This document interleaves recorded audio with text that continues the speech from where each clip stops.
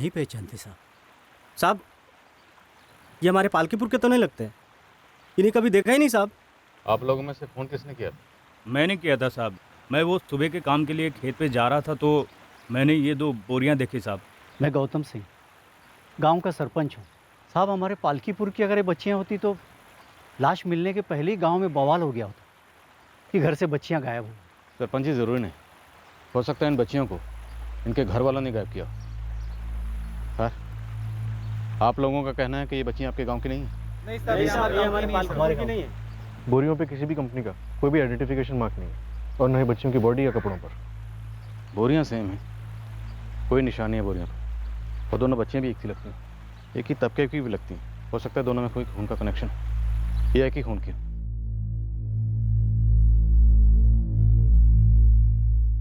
दोनों मर्डर्स 10 से 12 घंटे पहले हुए हैं। 10 से 12 घंटे पहले मतलब 11 जुलाई की रात को 11 से 12 के बीच में? जी हाँ, डिनर के तुरंत बाद मर्डर्स हुए।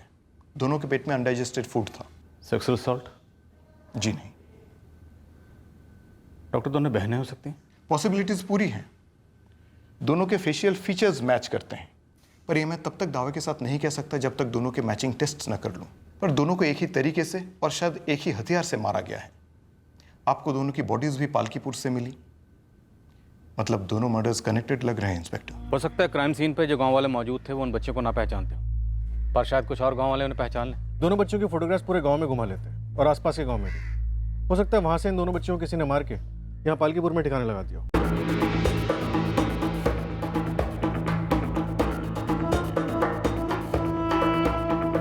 इन बच्चियों को ध्यान से देखो। कभी तुम्हारे यहाँ चूरन उरन या चॉकलेट वॉकलेट लेने आई है ये? नहीं। सारे थानों को सूचित किया जाता है कि पालकीपुर के पुल के पास आज 12 जुलाई 2017 को सुबह 7:30 बजे मिली 2 बच्चियों का कत्ल कल रात के 11 और 12 के बीच में हुआ है। इसलिए जिले के सभी थानों को मिसिंग कंप्लेंट्स के ऊपर ध्यान रखने की दरख्वास्त की है। नहीं साहब, इन बच्चियों को अपने पालकीपुर में तो कभी नहीं देखा।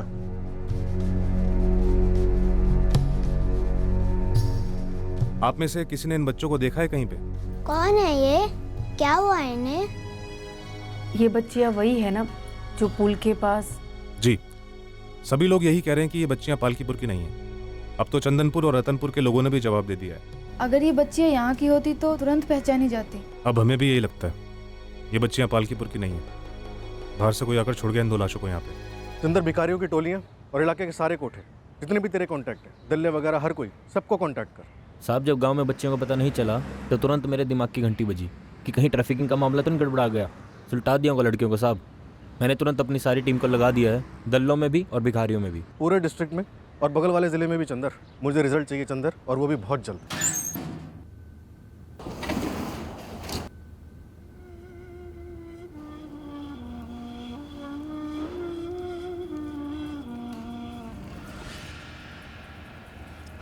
पूरे 24 घंटे के सर्च ऑपरेशन के बाद भी दोनों बच्चों की आइडेंटिफिकेशन नहीं हो पाई थी। इतने काम करो, इन फोटो को सोशल मीडिया पे अपलोड कर दो फुल डिटेल के साथ। हो सकता है किसी न किसी कोने से कोई इन्हें आइडेंटिफाई कर ले। यह संभावना मजबूत होती जा रही थी कि आइडेंटिफिकेशन से बचने के इरादे से इन लाशों को कहीं बाहर से लाकर इस गांव में छोड़ दिया गया होगा। ये 2 लाशें इत्तेफाक से साथ पाई गई थी या इन दोनों बच्चियों में कोई कनेक्शन था, ये अभी पता नहीं था। पर दूसरे ही दिन पालकीपुर फिर कांप उठा।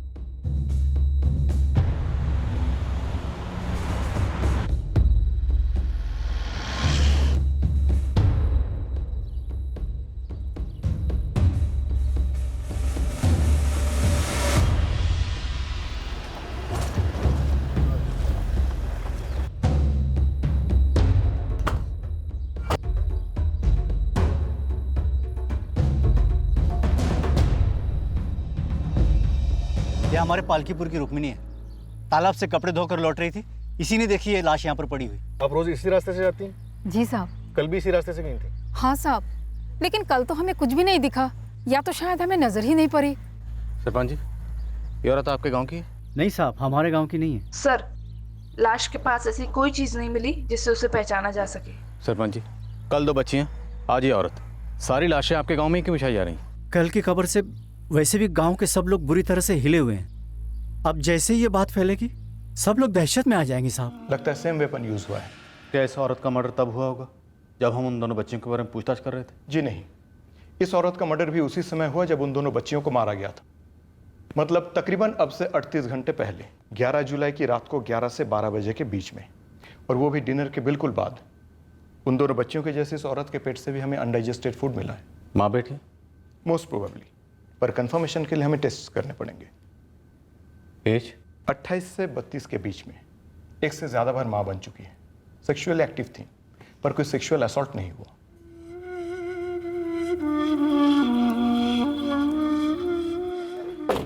गांव वाले एक आवाज़ में ये कह रहे हैं कि तीनों विक्टिम्स उनके गांव के नहीं हैं, तो शायद नहीं होंगे। नितिन, आसपास के जितने भी लॉज और होटल्स हैं सब जगह चेक करो। अगर बाहर से आए होंगे तो कहीं तो ठहरे होंगे। मैं टीम डिस्पैच करता हूँ सर। दोनों बच्चियों की लाशें हमें बोरियों में मिली और औरत की झाड़ियों में। मुझे नहीं लगता इन तीनों को मारने के बाद यहाँ लाया गया। शायद तीनों को पहले पालकीपुर लाया गया और उसके बाद मारकर फेंक दिया गया। सर पूरे पालकीपुर की कोम्बिंग की जा रही है, ये जानने के लिए कहीं और लाशें तो नहीं। नितिन ऑन द डबल, ये सिर्फ भयानक नहीं बेहद संगीन है। फिलहाल हम नहीं जानते कि इन तीनों लाशों का आपस में क्या कनेक्शन, पर हमें इलाके के लोगों में कोई दहशत नहीं फैलानी। उन्हें ये नहीं लगना चाहिए कि कोई सीरियल किलर खुलेआम घूम रहा है। वो फिर से कब हमला करेगा, किस पर करेगा, कोई नहीं जानता।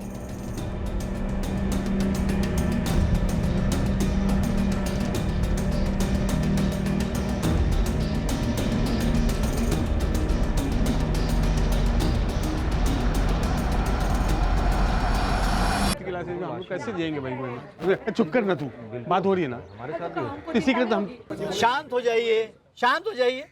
ऐसे हड़बड़ा के कुछ नहीं होगा, पुलिस अपना काम कर रही है। पर हड़बड़ाहट कैसे नहीं होगी सरपंच जी? हमारे पालकीपुर में पहले ऐसे कभी हुआ है क्या?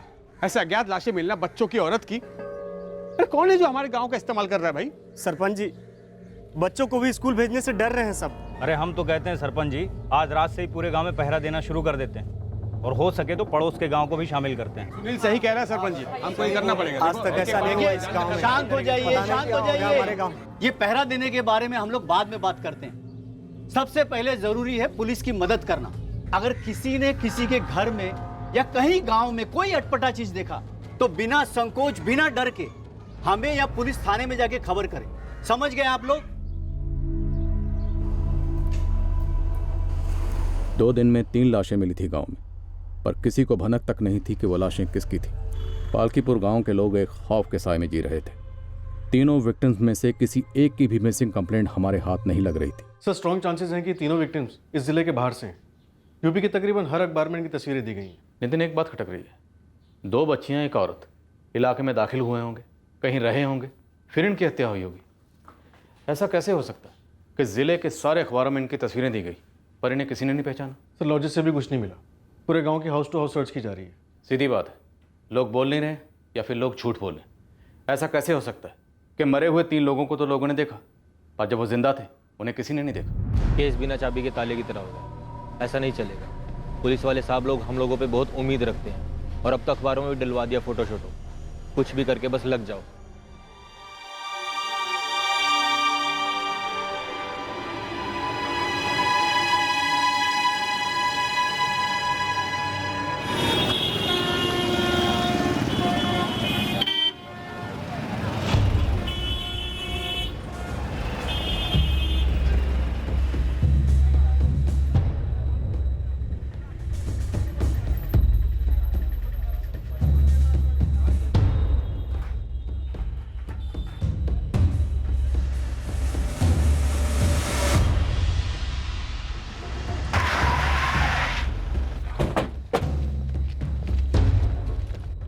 राकेश कौन है?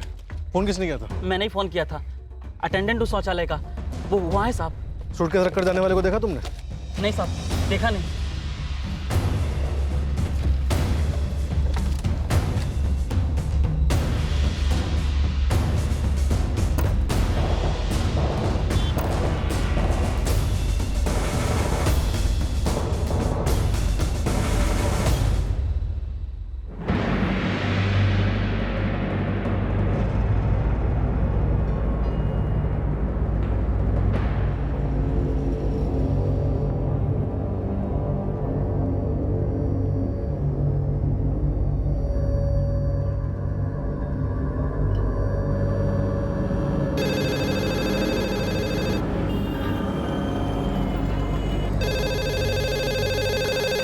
सर बच्चियों के नाम और क्लासेस एक बार फिर से बताएंगे? जिया चौहान 4th स्टैंडर्ड और Aarti Chauhan 2nd standard. Sir मुझे 2 मिनट का टाइम दीजिए, मैं क्लास टीचर से कंफर्म करके बताती हूँ। सर उस औरत की आइडेंटिफिकेशन हो सके ऐसी कोई चीज़ नहीं मिली सूटकेस में। सर ये दोनों बच्चियाँ जिया चौहान और आरती चौहान दोनों बहनें हो सकती हैं, और वो और शायद इनकी माँ। Sir yes ma'am. Jiya Chauhan और आरती चौहान दोनों सगी बहनें हैं, 10 जुलाई से एब्सेंट भी है। मैम मैं आपको एक औरत की तस्वीर भेज रहा हूँ।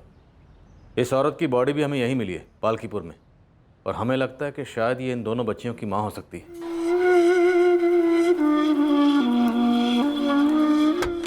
मैं कम इन मैडम? मैडम मैंने वैभवी टीचर से कंफर्म किया है, ये आरती और जिया की मम्मी राधिका चौहान ही है। हे भगवान, तीनों का मर्डर हो गया। अब तीनों लावारिस लाशों की पहचान हो चुकी थी। सूरत गुजरात की रहने वाली राधिका चौहान और उसकी 2 बेटियां जिया और आरती चौहान का कत्ल हुआ था।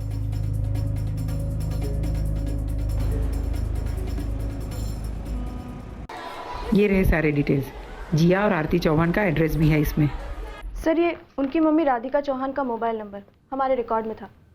मैम जिया और आरती इतने दिनों से स्कूल नहीं आ रही थी, आप लोगों ने पता करने की कोशिश नहीं की कि क्या वजह हो सकती है? सर जनरली अगर बच्चे बीमार हैं तो वो 2-3 दिन की लीव लेते हैं, विच इज़ नॉर्मल। पर हाँ, अगर चौथे दिन भी बच्चे नहीं आते तो हम उनके पेरेंट्स को फ़ोन करते हैं।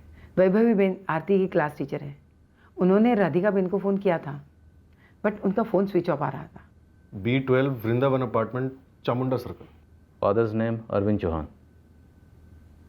फादर का फ़ोन नंबर नहीं है? सर ये पेरेंट्स के ऊपर है, हम दोनों पेरेंट्स में से किसी एक का नंबर मांगते हैं, कंपलसरी है इमरजेंसी कांटेक्ट के लिए। सुरेश जी सर, ये राधिका चौहान का नंबर 4447689881। अपनी ब्रांच से फ़ोन करके इस नंबर के सारे रिकॉर्ड्स निकलवाओ। राधिका और उसकी बच्चियां आरती और जिया, ये लोग सूरत से पालकीपुर आए होंगे या फिर पालकीपुर के आसपास ही कहीं? सर ज़रूर किसी जानने वाले के पास रुके होंगे, क्योंकि इलाके के सारे होटल, सारे लॉजेस को बारीकी से स्कैन किया गया। आरती, राधिका और जिया तीनों की इन्फॉर्मेशन कहीं से भी नहीं मिली। आरती और जिया दोनों ही 10 जुलाई से स्कूल नहीं गए और आज 17 जुलाई है, लेकिन उनके पिता अरविंद चौहान ने कोई मिसिंग कंप्लेंट फाइल नहीं करवाई। सर हो सकता है अरविंद चौहान भी मिसिंग हो।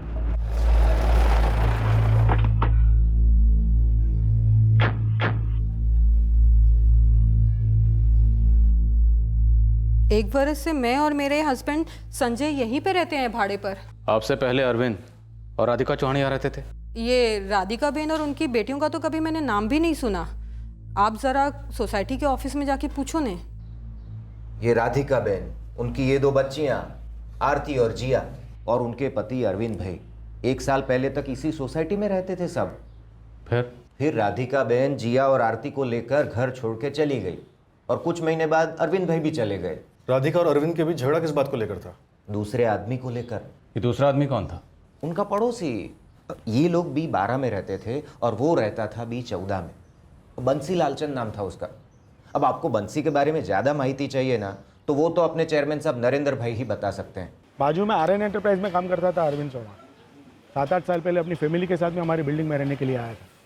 2 साल पहले उसी ने बंसी लालचंद को यहाँ पे B14 में उसके बाजू में फ्लैट दिलाया था।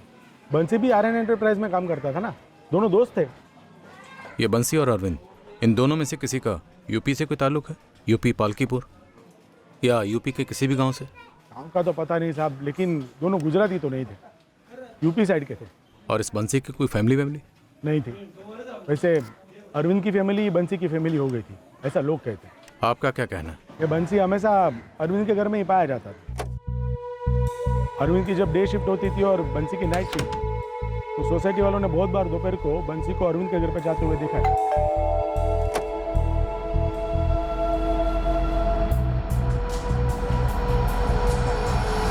फिर आगे क्या हुआ वो ठीक से मालूम नहीं, लेकिन पड़ोसियों ने गर्मा गर्मी सुनी थी। बाद में पता चला कि राधिका बहन उस बंसी के साथ में अपनी बेटियों को लेकर के चली गई। अरविंद चौहान कहाँ मिलेगा? वो इलाहाबाद साइड कहीं चला गया। जाने से पहले मिला था ना मुझे एक बार। अरविंद भाई, किस पति पत्नी के बीच में झगड़े नहीं होते, बात तो करनी चाहिए थी ना। ऐसे कैसे बिना बोले जाने दिया राधिका भाभी को? नरेंद्र भाई, ये पति पत्नी ये सारे रिश्ते यहाँ दिमाग में होते हैं। देखा, मुझे पति नहीं मानती। ऐसे कैसे नहीं मानती? 2 बेटियां तुम्हारी। के बावजूद नरेंद्र भाई राधिका मुझे छोड़कर चली। बहुत बड़ा धोखा हुआ है मेरे साथ नरेंद्र भाई। बंसी को, मेरे यूपी वाले जात भाई को मैंने रहने के लिए घर दिलवाया, उसी ने मेरे घर में आग लगा दी।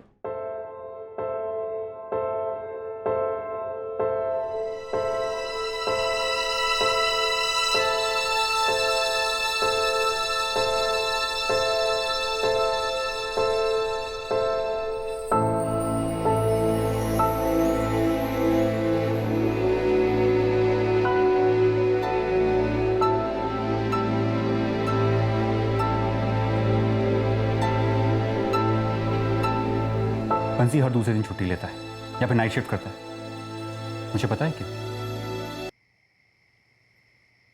राधिका, कुछ बोलोगी तुम? हाँ, है संबंध बंसी और मेरे बीच। शारीरिक संबंध है? बंसी जिया और आरती को अपने बच्चों जैसा देखता है। वो उनके साथ खेलता है, उन्हें पढ़ाता है। और तुम रोज सुबह निकलते हो और सीधा रात को ही लौटते हो। सुबह से रात तक मैं क्या करता हूँ? क्या करता हूँ मैं? किस किस के पैसे कमाता हूँ ना? किसके लिए? जी और आरती के लिए, तुम्हारे लिए, क्योंकि बाप हूं उनका और पति हूं तुम्हारा। अरविंद, मंगलसूत्र बांध लेने से कोई पति या बच्चा पैदा करने से कोई बाप नहीं बनता है, ना ही महीने के आखिर में 4 पैसे थमाने से। शारीरिक संबंध है तेरे उसके साथ? हाँ। सोती है? क्योंकि तुम 10 साल से जागे ही नहीं अरविंद।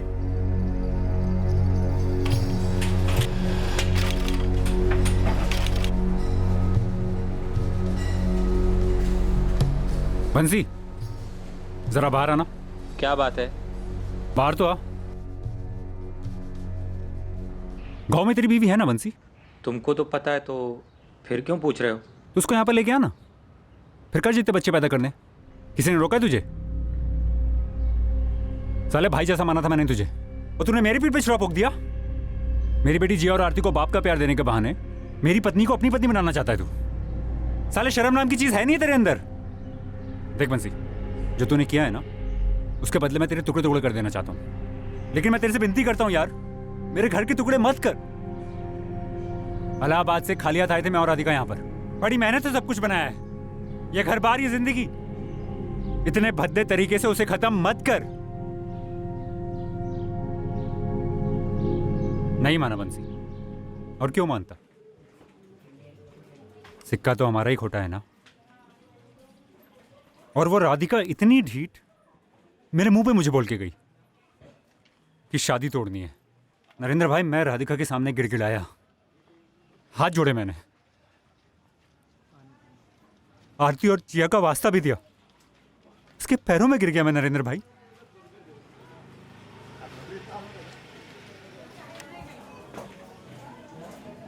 चली गई राधिका छोड़ के, मेरी दोनों बेटियों को भी ले गई। उसके थोड़े दिनों बाद अरविंद भी यहाँ से चला गया, बहुत दुखी लगता था। यहाँ से जाने के बाद बंसी राधिका और बच्चियों के साथ कहाँ रहता था? वो तो भगवान जाने साहब। हाँ पांडे बोलो। साहब, ये बंसी लालचंद अपने पालकीपुर का ही है। उसका भाई अमित लालचंद भी यहीं रहता है, और बंसी की पत्नी भी, काजल नाम है। उठवा दोनों को और पता करो कि बंसी है कहाँ। चंदर, पता तो सही ना लालचंद परिवार? पांडे साहब अपनी आंखों से खुद देख कर आए।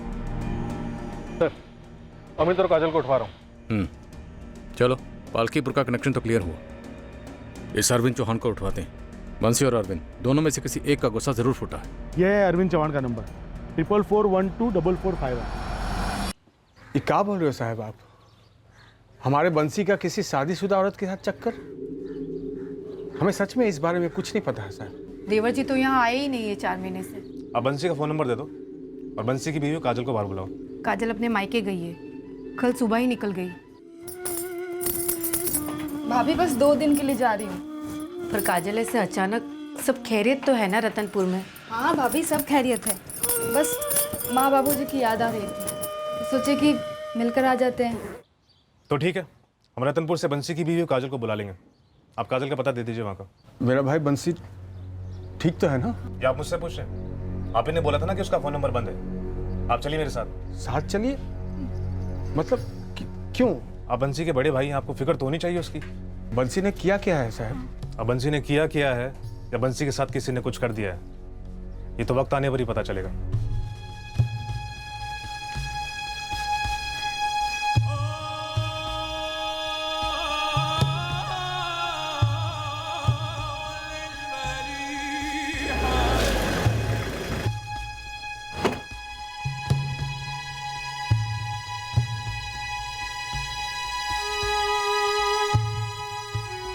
अरविंद चौहान जी, आपको हमारे साथ पालकीपुर चलना होगा। पालकीपुर? क्यों? आपकी पत्नी राधिका और आपकी दोनों बेटियां जिया और आरती, तीनों की लाश मिली है।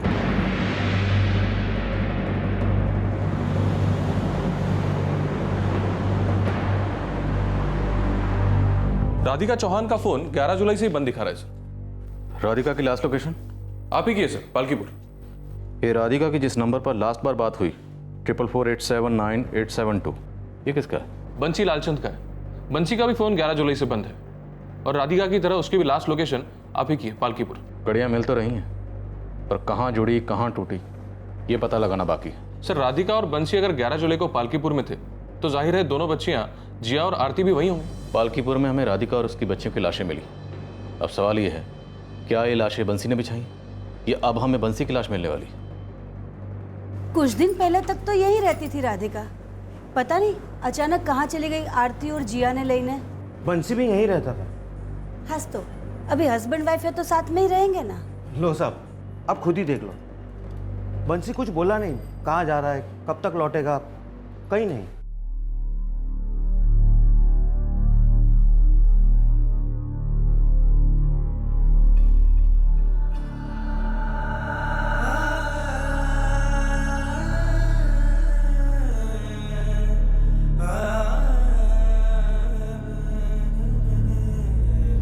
काजल यहाँ आने वाली थी, उसके बारे में तो उसने हमें बताया भी नहीं। आपकी बेटी काजल पालकीपुर में अपनी जेठानी से ये बताकर निकली थी कि आप लोग से मिले रतनपुर आ रही है, और आप कह रहे हो कि यहाँ पहुंची ही नहीं।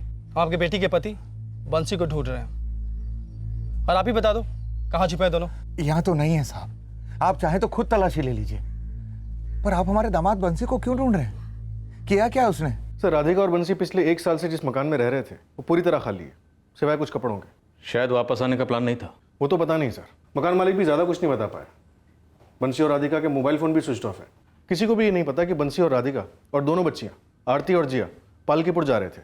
शायद बंसी की पत्नी काजल को ये बात मालूम है, पर वो भी अब गायब है। सर कहीं ऐसा तो नहीं कि इलाहाबाद में बैठा राधिका का पति अरविंद चौहान ये बात जान गया था कि बंसी उसकी बीवी और दोनों बच्चियां जिया और आरती को लेकर पालकीपुर पहुंच गया था? सर राधिका को मुझे सूरत छोड़े हुए पूरा 1 साल हो चुका। उसके बाद से मैं इलाहाबाद में रहा हूँ। बंसी को मारकर उसकी लाश को कहाँ फेंका? बोलो अरविंद चौहान, बोलो। बंसी के किस चक्कर की बात कर रहे हैं आप? इस राधिका का नाम भी पहली बार सुन रहा हूँ मैं। तुम्हारा भाई बंसी पिछले 1 साल से राधिका और उसकी बच्चियों के साथ सूरत में रह रहा था। बिल्कुल नहीं पता साहब। 2 साल पहले बंसी काम के लिए सूरत चला गया था, तब से काजल हमारे साथ ही है साहब। हम 2 भाई हमेशा साथ रहे। बीच में 2 बार बंसी घर आया भी, लेकिन उसे एक शब्द भी किसी राधिका के बारे में नहीं बताया हमको। बंसी 10 या 11 जुलाई को पक्का यहाँ पालकीपुर आया था, राधिका और उसकी बच्चियाँ जिया और आरती के साथ। घर पर नहीं आया साहब। आप चाहे तो मेरी पत्नी संजना से पूछ लो, पड़ोसियों से पूछ लो। ना मैंने बंसी को मारा, ना राधिका को, और ना ही अपनी बेटियों को। 1 साल से मुझे पता भी नहीं था उनकी जिंदगी में चल क्या रहा है। तो मुझे कैसे पता होगा कि 10 या 11 जुलाई को वो पालकीपुर आए हुए हैं? अगर पता नहीं होता तो किसी को कैसे भेजते उन चारों को मरवाने के लिए? किसको भेजा सर मैंने, किसको? 1 साल से मेरी जिंदगी अधमरी हो चुकी। उनको मारने के बाद क्या जिंदा हो जाती? और अगर सर ऐसा होता ना तो 1 साल पहले उस बंसी को मैं मार देता। अगर तुम सूरत जाके बंसी और राधिका के पड़ोसियों से पूछोगे ना तो सब ये कहेंगे कि बंसी और राधिका पति पत्नी है। बंसी की पत्नी राधिका नहीं, काजल है, जो हमारे साथ पालकीपुर में रहती है। जो गायब है। काजल अपने मैके गई ही नहीं। ये मुझे या संजना को नहीं मालूम साहब, वो हमसे क्यों झूठ बोली और कहाँ गायब हो गए। तुम्हारी यहाँ पालकीपुर में अच्छी खासी खेती है, और तुम कहते हो कि तुम्हारा और तुम्हारे भाई के बीच में, तुम दोनों की पत्नियों के बीच में अच्छा खासा प्यार है। तो फिर ऐसा क्या हुआ जो वो अकेला सूरत चला गया? यही बात मैंने बंसी को 1000 बार बताया था, समझाया था कि रह जा, सब कुछ ठीक हो जाएगा, कोशिश जारी रख। कोशिश किस बात की? बच्चे की। और किस बात की साहब? बच्चा। बस वही एक मसला बंसी और काजल को खाया जा रहा था।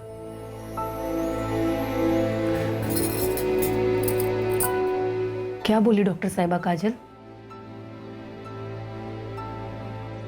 अरे भाई कहाँ छुपाना, बोलना बंसी। अरे भाई बोल भी दे, काहे चुप बैठा है?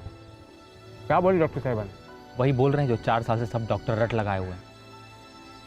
कोशिश करो और कोशिश करो, सब कुछ तो कर रहे हैं भैया, सब कुछ कर रहे हैं।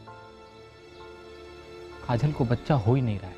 जब होना होगा तब होगा, और अभी तो वक्त है हाथ में, और अच्छा वक्त जरूर आएगा, तुम देखना।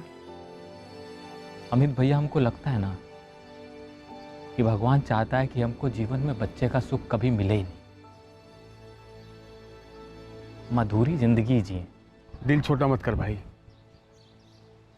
तू कर करा कर भी क्या कर सकता है, बस कोशिश ही कर सकता है ना। अब जब तेरी गलती है ही नहीं, तू ठीक भी क्या कर सकता है भाई। बंसी इतना मायूस रहने लगा कि यहाँ पालकीपुर में इसका दम घुटने लगा। साहब, हमारे चाचा का लड़का सूरत में काम करता है, उसने बंसी के लिए सूरत में नौकरी ढूंढ ली और बंसी सूरत चला गया। और वो 2 साल के लिए वहीं रह गया। तुम लोगों को ज़रा सा भी शक नहीं हुआ? नहीं हुआ साहब, क्योंकि बंसी हमेशा कहता था कि सूरत में उसका काम अच्छा चल रहा है और बहुत जल्द काजल को अपने साथ लेके जाएगा, इलाज भी उसका वहीं कराएगा। बंसी यहाँ पालकीपुर राधिका और उसके दोनों बच्चियों के साथ आया था, ये हकीकत है, सबूत है हमारे पास।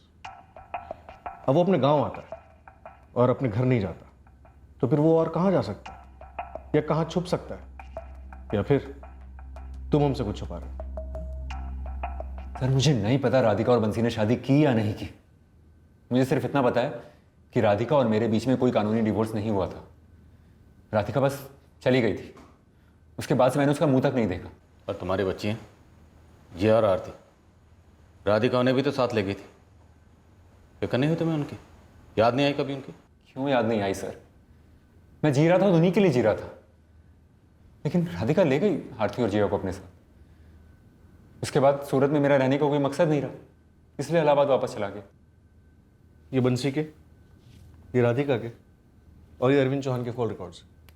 क्या अरविंद ने किसी पेशेवर हत्यारे को भेजा था अपनी पत्नी और दोनों बच्चियों को मरवाने के लिए? कॉल रिकॉर्ड से तो ऐसा कुछ नहीं पता चल रहा है सर। और ये काजल, ये भी गायब है। 16 जुलाई को उसका फ़ोन यहीं पालकीपुर में ही स्विच ऑफ हुआ था। और 16 जुलाई को ही राधिका और उसकी बच्चियां जिया और आरती, उनकी बॉडीज की आइडेंटिफिकेशन हुई थी। सर एक बात है, भले बंसी के भाई अमित और भाभी संजना को कुछ ना पता हो, लेकिन शायद बंसी की पत्नी काजल को बंसी और राधिका के अफेयर के बारे में पता चल गया हो। तो फिर काजल को यह भी पता होगा कि बंसी राधिका और उसकी दोनों बच्चियों को लेकर पालकीपुर आने वाला है। और अगर ऐसा हुआ है तो सवाल यह है कि काजल ने उन्हें किससे मरवाया? सर हो सकता है अरविंद को पहले से पता चल गया हो और उसने यहाँ पालकीपुर में ऑलरेडी किसी को रेडी रखा हो। सूटकेस में हमें दोनों बच्चियों के कपड़े मिले, बंसी और राधिका के नहीं। हो सकता है यहाँ आने से पहले उनका काम तमाम कर दिया गया और बंसी और राधिका के सूटकेस में कुछ ऐसा हो जो खूनी अपने साथ ले गया हो। लेकिन नितिन, खूनी है कौन? कहीं काजल तो नहीं? अब देखा जाए तो काजल का मोटिव भी अरविंद से कम नहीं है। अगर अरविंद का घर उजड़ा है तो काजल का भी उजड़ा है। और दूसरी तरफ काजल का गुस्सा और दर्द समझो, काजल मां नहीं बन पा रही थी, जिसकी वजह से उसका पति उसे छोड़कर दूसरी औरत के पास चला गया। सर शायद खुद बंसी ने राधिका और बच्चों को मार डाला। पॉसिबल है, पर सबसे पहले हमें यह पता लगाना है कि चारों बिना किसी को कुछ भी बताए सूरत से पालकीपुर कैसे आए, और यहाँ पालकीपुर में इनके आने की किसी को कोई भनक तक नहीं, और 3-3 मर्डर हो जाते। नितिन, लॉजिक कुछ बैठ नहीं रहा। और ये बंसी पता नहीं कहाँ है, अब या तो ये खुद मारा गया या फिर ये तीनों मर्डर करके फरार हो गया। अरविंद चौहान को 2 दिन के लिए इंटरोगेट किया गया और उसका जुर्म में शामिल होने का कोई भी सबूत हमारे सामने नहीं आया। बंसी के बड़े भाई अमित पर कड़ी निगरानी रखी गई, ये पता लगाने के लिए कि कहीं वो बंसी को छुपा तो नहीं रहा था, कहीं उसे इस सारे कांड के बारे में पता तो नहीं था। रतनपुर में बंसी की गाय पत्नी काजल के घर को भी हमने अपने रडार में शामिल किया। मतलब कोई रतनपुर का रिश्तेदार हो यहाँ काजल का, या कोई पुराना आशिक? ना साहब, आशिक तो हो ही नहीं सकता। इस बात को भी टटोला गया कि काजल का पालकीपुर गांव में किसी के साथ कोई संबंध तो नहीं था जिसने काजल के लिए इस हत्याकांड को अंजाम दिया। आखिरकार इस रहस्य का खुलासा हो ही गया कि पालकीपुर में आने के बाद बंसी, राधिका और उसकी 2 बेटियां कहाँ रुके। साहब, काफी अंदर तक घुस के पूछताछ करने पर पता चला है कि ये जो मकान है इसे बंसी लालचंद ने 8 महीने पहले 4 लाख रुपए में खरीदा था। ये 8 लाख रुपए बंसी लालचंद ने अपने भाई अमित से लिए? खेती कैसा है कुछ और? साहब, बंसी का भाई अमित तो मना कर रहा है, लेकिन हमने उसे बैंक की पासबुक लाने को बोला है।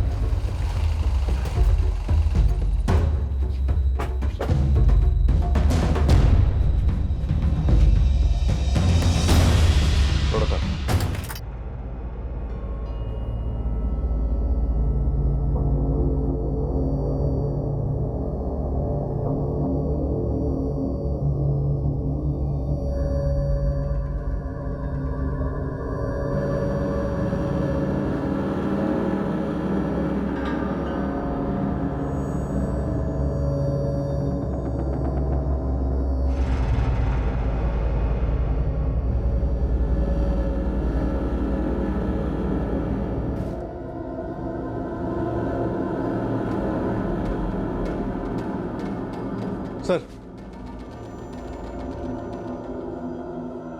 मर्डर वेपन लगता है। फोरेंसिक को बुलाओ तुरंत। सर, बंसी के नए घर से मिले ब्लड सैंपल्स राधिका, आरती और जिया के ब्लड सैंपल से मैच कर गए। बंसी के ब्लड सैंपल्स नहीं मिले घर से। बंसी और उसकी वाइफ काजल के फोन्स सर्वेलेंस पे डाल दिए। यूपी के हर थाने में उनके नाम का रेड अलर्ट जारी कर दिया गया। खबरी नेटवर्क भी ओवरटाइम काम कर रहा है। बीच बीच में काजल का फोन स्विच ऑन होता, लोकेशंस ट्रैक होते रहे। पहले ऋषिकेश उत्तराखंड में, फिर हरिद्वार। कुछ दिन बाद फोन दोबारा से स्विच ऑन हुआ और इस बार उज्जैन में। सर, काजल का फोन कल गुजरात के द्वारका सिटी में स्विच ऑन हुआ। वहां पर एक टीम ऑन द जॉब है, पर अभी तक काजल या बंसी किसी को भी ट्रेस नहीं कर पाए। स्विच ऑन होने के बाद फ़ोन किसे किया गया? किसी को भी नहीं सर। यही तो हैरत की बात है। इनफैक्ट ऋषिकेश में इस इंस्ट्रूमेंट में दूसरा सिम कार्ड भी डाला गया। हमने सिम सेलर को ट्रैक भी किया, लेकिन उसके आगे डेड एंड। नितिन, कहीं ऐसा तो नहीं वो इंस्ट्रूमेंट अब काजल के पास है ही नहीं? काजल ने वो इंस्ट्रूमेंट कहीं डंप कर दिया हो और वो इंस्ट्रूमेंट अब कोई दूसरा या तीसरा इस्तेमाल कर रहा हो और हम काजल की जगह इस दूसरे या तीसरे को ट्रैक कर रहे हैं। पर सर, इन सब में मुझे एक पैटर्न नजर आ रहा है। तुक्का है, पर बोल रहा हूँ। जिन 4 जगहों पे ये फ़ोन स्विच ऑन हुआ, वो चारों जगह तीर्थ स्थल है। ऋषिकेश, हरिद्वार, उज्जैन और अब द्वारका। कहीं ये काजल पश्चाताप की आग में तो नहीं चल रही? या फिर काजल और बंसी दोनों? दोनों पॉसिबल है सर। तो फिर अगला धाम कौन सा होगा? द्वारिका के बाद अब आप दोनों कहाँ जाएंगे? हमारा गैसवर्क काम कर गया। हमने एक टीम को वाराणसी में तैनात कर दिया। बंसी और काजल को हमने उस वक्त दर्द दबोचा जब वो गंगा आरती में शामिल होने जा रहे थे। मिल गई माफ़ी ऊपर वाले से? पता नहीं वो माफ़ी देंगे या नहीं, पर पछतावा बहुत है साहब। अगर छुरी चलाते वक्त ज़रा सोच लिया होता तो आज पछताना नहीं पड़ता। तब दिमाग सुन पड़ गया था साहब। पहले फंसा दिया, उसके बाद झांसा दिया, फिर गले काटे, वो भी 3-3। हर बार दिमाग सुन हो जाता था तेरा। साहब, हमने किसी को झांसा नहीं दिया, ना ही किसी को फंसाया है। राधिका और हमारे बीच में जो था वो 2 तरफा था। राधिका को हमें जो दिखा वो अरविंद में नहीं था, और हमको जो राधिका में दिखा वो हमारी जिंदगी में नहीं था। पता है अरविंद ना इस दुनिया का सबसे खुशनसीब आदमी है। इतनी सुंदर लगती हूँ मैं तुम्हें बंसी। सच बताएं, अगर तुम जिया और आरती की माँ ना होती ना तो शायद हमें इतनी पसंद ना होती। तुम्हारी बेटियां तुमको और भी ज्यादा खूबसूरत बनाती हैं। सच बता रहे, जिया और आरती ना हमको इस दुनिया में सबसे ज्यादा खुशी देती हैं। मुझे दिखता है तुम्हारी आंखों में, तुम्हारे बर्ताव में। अगर हम पहले मिले होते ना तो जिया और आरती के पापा हम होते। और ये सोच के कभी कभी हमारा दिल भर आता है, कभी कभी आंखें भी भर आती हैं। बंसी, पहले नहीं मिले तो क्या हुआ, अब तो मिले हैं ना। इसलिए तो ऊपर वाले ने तुम्हें वहां पालकीपुर से यहाँ सूरत भेजा, अरविंद से मिलाया, ताकि तुम मुझे मिलो। और घर भी देखो, तुम्हारे घर के सामने ही दिलवा दिया। अब आगे आगे पता नहीं कितना मिलाना बाकी है, कहाँ तक जाना बाकी है। तो यहाँ तक आना बाकी था।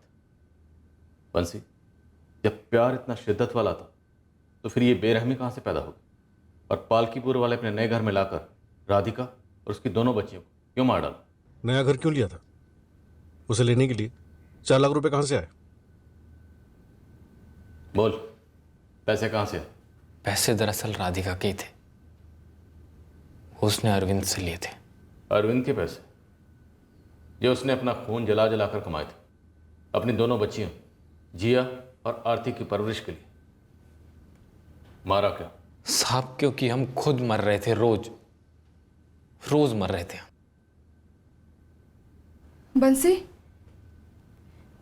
मैंने आपका फोन देखा, किसी राधिका ने मैसेज भेजा था, मैंने पढ़ा। आप छोड़ रहे हो मुझे? काजल, तुम हमको बच्चा दे पाती ना तो कभी नहीं छोड़ते, कभी खींचे नहीं जाते राधिका के पास। मेरी अच्छी है। नहीं, ध्यान से देखो, देखो कितनी अच्छी है मेरी। मेरी अच्छी है। मेरी अच्छी। नहीं, मेरी अच्छी। बंसी, वो कल जिया की स्कूल बैग दी थी मोची के पास, तुम ले आए? राधिका, वो तो भूल गया हूँ।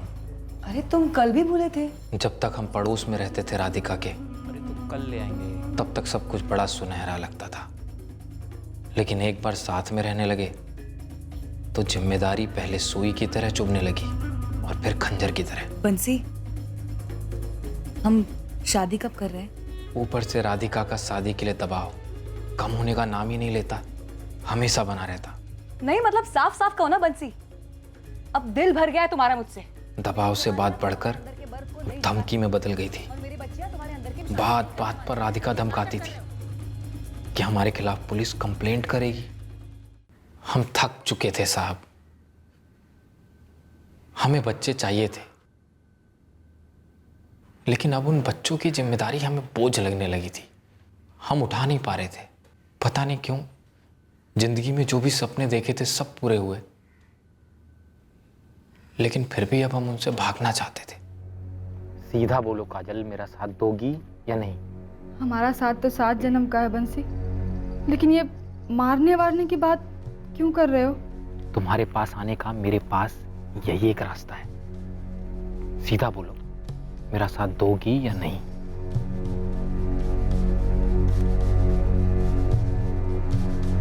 बड़ी आसानी से साथ दे दिया काजल जी।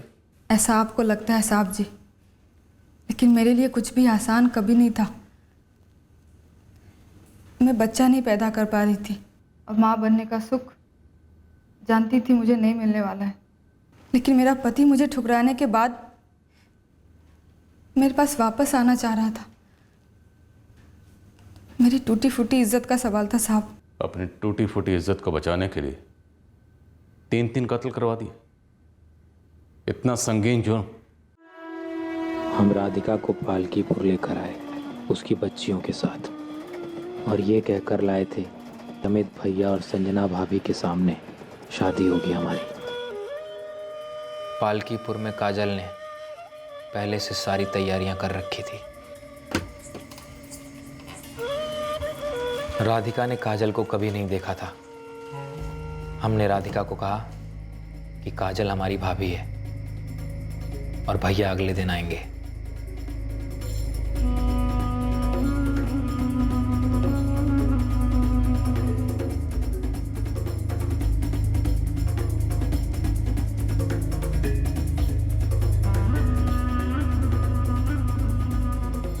हमने पहले राधिका को मारा, ये सोचकर कि बच्चों को ठिकाने लगाना आसान होगा।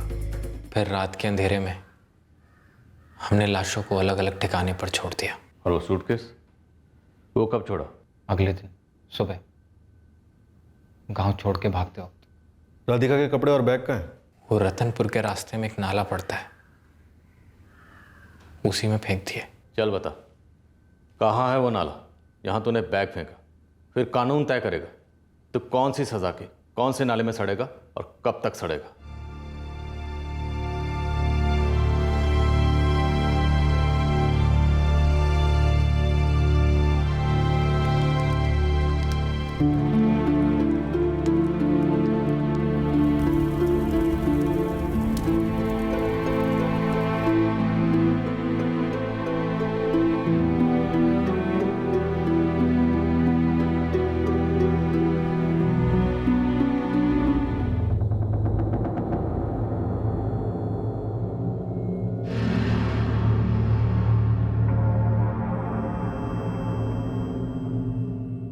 घास हमेशा सामने वाले के आंगन में ज्यादा हरी लगती है। ये एक मिथ्या है, एक भ्रम है। बंसी की फैंटेसी थी कि वो एक बाप का रोल अदा करे, पर असलियत में वो ये भार नहीं उठा सका और कुचली गई एक औरत और उसकी 2 बच्चियों की जिंदगी। राधिका इस भ्रम में थी कि उसका प्रेमी उसके बच्चों के लिए बेहतर बाप साबित होगा। वो उन्हें समय दे पाएगा जो उसका पति नहीं दे पाता था। मां ना बन पाने और पति के ठुकराए जाने से घायल काजल भी एक भ्रम में थी। उसे लगा कि कत्ल जैसे संगीन जुर्म में साथ देकर उसे उसका पति और गरिमा वापस मिल जाएगी। इस पूरे केस में सिर्फ अरविंद ही एक ऐसा था जो अपने आंगन में अपने हिस्से की घास संभाल रहा था, जिसे पूरी तरह से रौंद दिया गया।